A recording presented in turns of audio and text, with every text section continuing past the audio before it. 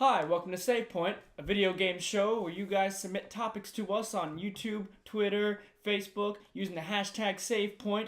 I'm Nick Rubio. I'm Ryan Shepard. And thank you for joining us on this magical adventure. Quick disclaimer, this might be the most boring episode ever because we've gotten very little sleep. So now that your expectations are very high, we are going to slowly descend into madness. Also, all the other members are dead. Yeah, all dead. Alright, you ready? Terrible car accidents. Yeah, good. And Ebola. Okay. Cutesy Kitsu on the Tumblr asked us, as a kid, I was limited to whatever my mom would approve of, but I occasionally got to play whatever was available to me through my cousins, uncles, and dads when she wasn't around. One of my favorites was Turok. Where did the franchise disappear to? So that was like her secret guilty pleasure game was Turok. Turok, yeah. It was a great game. And I kind of had that same thing, except it wasn't the fact that I wasn't allowed to play bad games. It was that I wasn't allowed to play video games during the weekdays. So I had to sneak over at friends' houses and play. I know, it's garbage. Yeah. Nick growing up, because I've known him since I was like a amoeba, his parents are prudent with him. They're very strict, but we love them for that. Yes. But it sucked for that reason. Yes. So Turok. The last I heard of Turok was on Xbox, and I never played that game. But I think that's what happened to Turok is they made like a shitty reboot sequel. Our resident dinosaur expert, Michael Anthony is not here to comment on that. But yeah, apparently it was a shit game. If only he was here to talk about Turok. What a shame. But yeah, so we don't really know what happened in Turok. Maybe they have something in the works, you know? Who owns it? I don't even know what studio developed Turok. Does that studio exist anymore? I want to say Volition Games. It's who? Volition Games. What? I don't know. You never seen that, like the V with the face in it? I don't know. Let's we should consult the technology that will one day rule our society. I'm gonna see if this works. If it doesn't work, I'm gonna look like an asshole. Okay, Google now. Who made the game Turok?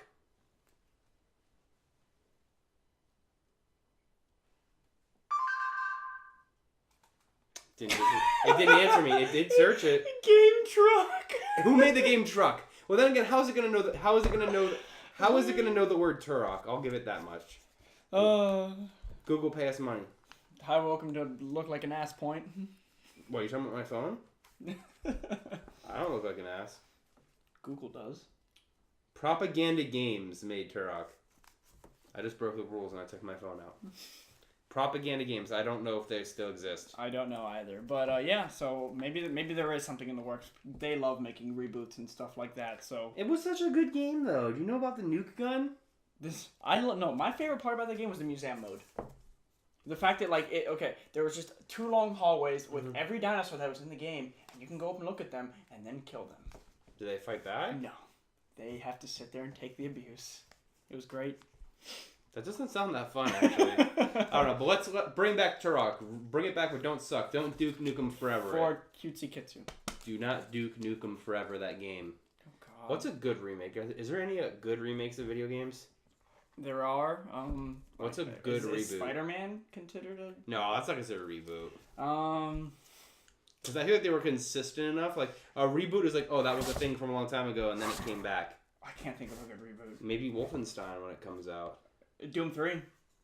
Doom 3 was a great reboot. I guess so, because it's been such a long time. Long time. I guess you could say Doom 3 was kind of a reboot. Me love you long time. I don't know. I can't think. Let us know in the comments box if you know any good reboots. People who watch this. Rowdy Blue Lizard, also from Tumblr, says Sony VR. I think that's enough for that topic, right? There you go, Sony VR. Alright. Is there... okay. Long story short, the Sony is coming out with... they have their project called Project Morpheus. What if I told you that Sony had a virtual reality headset? And yeah, it's basically, from what I've heard on it, it looks ridiculous, but apparently it's super comfortable as compared to the Oculus Rift, which... Well, what I've read that's very surprising about it is that, Oculus Rift has been around for such a long... not a long time, but their production has been going on for years now. Yeah, at least since 2010. And we don't know how long they've been developing the Project Morpheus, but apparently it's on par with the Oculus Rift. The previous dev kit release with Oculus, because apparently there's a bit more motion blur that people have noticed with this one as compared to the newest release of the dev kit for Oculus Rift, their newest like updated version. So but good on them for coming out with a product that they have very little their hands in, as opposed to the people at Oculus Rift who's been doing this for a long time. I mean, I'll buy it if it comes with Lawrence Fishburne. Free Lawrence Fishburne with every copy. But yeah, the cool thing that I heard about it is that it has the back LEDs, so it has the whole 3D environment. So like with the Oculus Rift, you only have a certain range of motion that you can turn before it cuts you off. Yeah, it'll like derp out or something. Yeah, and then but with the LED tracking on the Morpheus, they're full 3D. So that's pretty cool. You can turn all the way around, which is very interesting, and it is impressive that they say performance-wise, for the fact that it's running on a PlayStation 4, which is a $400 piece of hardware, as compared to like a high-end computer, which is a $2,000 affair, that it holds its own decently. From what I read some stuff from Polygon saying that it's not. There's some noticeable problems, or maybe the frame rate isn't as great, but impressive for what it is. But I'm just curious about how much it's going to cost. I'm thinking it's going to be in the same ballpark as the Oculus Rift. It's going to be somewhere between $300 to $400, but that I feel is going to really hurt them because, like we were talking about it before, with the Oculus Rift, a lot of the content that's going to be released for the Oculus Rift are going to be by people who aren't tied to publishers, who just love the idea and who will make the content. The indie developers. Yeah, the indie developers and people who want to see. Like I recently saw somebody remade Metroid Prime with the Oculus Rift, and that's awesome. But I mean, PlayStation has a decent indie games market. They do. No, they have a great indie games market, but I feel like for the AAA titles, the stuff that people really want the VR for, it's going to be hard to get developers to invest their time and money to put out awesome VR You would stuff. definitely be hard-pressed to see AAA money go into a title that has a very limited demographic. That they're going to think that only 10 or 15 people are actually going to use, Yeah. And then, if it's a game solely for Oculus, the Morpheus, people won't buy it because who's going to have that right away? Right. It's a lot. It's an expensive affair. Don't get me wrong. I think it's a super cool concept, and I really want it to succeed. I think it's super cool that we're finally seeing like VR. An actual realized like VR environment that we can play in. And I know that they showed some utilization with the Move controllers. Don't know if you're going to be able. If Move's you're gonna dead. Move's dead. I don't think Move had the. Ironically enough, I don't think Move had the momentum to move into the future. To usher it into the space-time continuum. And I mean, the same goes with the PlayStation Eye camera. Like, I hear they're actually pretty hard to find right now. Yeah, they're super hard to find. At least when they first came out, we had one or two, and then it's been like 3 or 4 weeks since I've ever seen one. And they come in weeks at a time. So, on the other spectrum, I'm not sure what Microsoft's doing right now. I know that they've talked about doing their own VR headset product as well. They might fare better just because with the Kinect. And the fact that everyone has a Kinect. Yeah, no one does not have a Kinect, but I mean, Microsoft I think they should tread lightly just because you're already paying out for $500 for a console, and VR. Let's not lie to ourselves. It's going to be a hefty endeavor to get into. You know what I mean?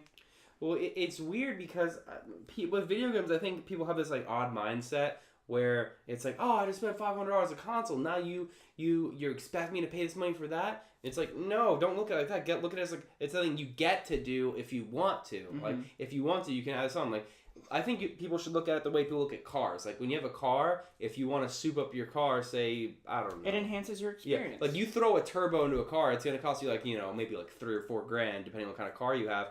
But you get a lot more performance. It adds quality to the vehicle. It's not no one buys a car and goes, oh great, now you expect me to spend $4,000 so I can boost my car. Why am I saying this to our demographic? Us geeky people, what do we know about cars? I wish Michael was here so he could go, wiper fluid. Theater. Blinkers. High beams. He does his shtick. Man, he's just missing out on everything. Okay, so basically my final thought on it is that I hope that it does well. I hope we see some cool things with Project Morpheus. And it'll only lead to better things. It'll only lead to more dilution of the market where more people will get into it. You know what I mean? So, good on them. The last question. Poop joke. Insert here. Agent Wolf Gaming at Wolf Gaming at Tumblr. Wolf, is it Wolf Gaiman? Wolf You know what's Gaiman. funny? Because I read that like Wolf Gaiman, like Neil Gaiman had sex with a wolf, and that was his child. I am Wolf Gaiman. I like fantasy books and eating children. Son of Neil Gaiman. Oh god. All right. At Underinspired Games, do a save point on new Halo coming to Xbox One. I don't really know what to say about the new Halo. Yeah, we've seen so little. The last thing I saw about it was that weird owl statue coming out of the desert. Mm-hmm. Do you remember that like trailer they played? I think it was E3 or Gamescom. I don't remember, but it was just like Master Chief walking through a desert. You know. Yeah, and then he's the in his fucking, giant thing comes out. He's in a suit, and then he has like a neck scarf for some god reason. What functional purpose is that? Well, actually, maybe for camouflage. Like, was it a big scarf? Like, could he like lay down and like cover his body with it? Maybe? I mean, maybe that could have been what it's for, but I'm like, it was dude, for style. You're wearing a 2014 is the year of the scarf. We know this. Look at Sonic the Hedgehog. And well, Nathan Drake's been doing that for years now. Damn, he's the hipster. but like, I don't see what functional purpose other than using it for camouflage. Dude, you're in a fucking Spartan suit. Mm-hmm. You're in a Spartan suit. That thing is climate controlled. You are not hot. Look, style is always a priority. But yeah, I don't really know what to say. Like I really hope that with the advent of these next gen consoles, that the team of who are they now? It's not. Is it 343 Industry now? Is that what they're called? 343. Or yeah, what? it's 343. I can't remember because I know it's not Bungie Studios anymore. Oh wait. 343 is doing Destiny right now, I think. No, Bungie's doing Destiny. Okay. Yeah, Bungie's actually making Destiny. I'm getting so confused with. We're very tired. They split into two different companies. I can't. No, 343 is owned by Microsoft. Okay, so I really hope that since they had their first rodeo with Halo 4, and that because that was my biggest problem with Halo 4 is the fact they were so short. I felt like I ran through it and I didn't feel like I had so many awesome experiences like I did in Halo 3 or Halo 2. You know, like Halo 2, like I think back on it, I think of like, man, that was a long game because there was just so much cool like milestones that you would hit. You know, like you get off the Earth and you had to like fight off the prophets and stuff like that. And, and then you met the Flood and then the Arbiter and then there was just all this stuff. Whereas Halo 4, I just remember getting on the planet and then Cortana dying and then fighting the Didac and then that game was over. See, here's the thing with me is I think, I don't know, I have conflicted feelings because I love Master Chief as a character, but I really feel like Halo 3 was supposed to be his last game. I feel like I think it very, very completely, in a very, I don't know, wholesome way, encapsulated his story. Like, okay, his story's done. But why can't we have more stories in the universe of Halo with other characters? Like, there are so many interesting characters in the expanded universe of Halo that they could have gone with. You know, why does it have to be about Master Chief the whole time? But with the way the story was set for Halo 4, it would be really weird if it wasn't Master Chief now. Yeah. I think they kind of tried to do it with games like Reach and games like but that ODST. But that was still under Bungie at the time. That was when they were one company. Yeah, and I think it's sort of like, that mentality, like, oh, he's our flagship character, gotta have him. I don't know. I feel like because this is Reach was a great game. Sleep, where are you? But I feel like people this starts the new trilogy. There's two more games after this. They already said that Halo 5 and Halo 6 are a thing. Right. Because that's what's going to happen. So we're gonna have to play through these games. So maybe after that, I think Chief is going to die at the end of this. I really do. I think they're just going to kill him off. And something's going to happen. And the middle of a trilogy? No, not in the middle. At the end. Oh, at the end of 6? But like when they complete it. Well, I mean, how old is the dude by now? In his fucking 50s. Gotta be. At least. But yeah, so I think they tried their hand at this with ODST and people really didn't like it. I personally loved ODST. But with Reach, it was brilliant. You know, Reach had nothing to do about Master Chief. Well, actually, kind of technically at the end. Spoilers. Yeah, at the end. Look, if you don't know your Halo stuff now, we're sorry. Dude, I was watching a video the other day where people were complaining about the ending of The Shining being spoiled.